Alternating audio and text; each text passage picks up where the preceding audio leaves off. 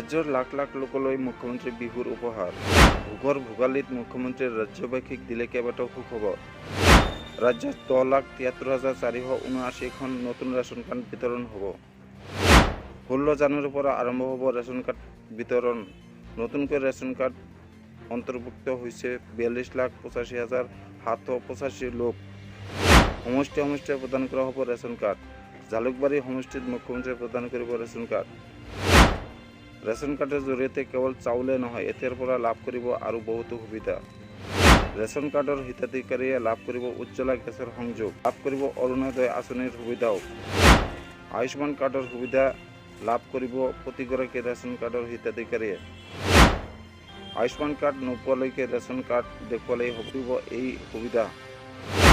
উল্লেখ্য যে আয়ুষ্মান কাৰ্ডৰ জৰিয়তে 5 লাখ টকালৈ বিনামূলীয়া হাস্পতালৰ চিকিৎসা খৰচ লাভ কৰে হিতাধিকাৰীসকলে। 4 লাখ উপাৰ্জনৰ তলৰ লোকে লাভ কৰিব ৰেচন কাৰ্ডৰ সুবিধা।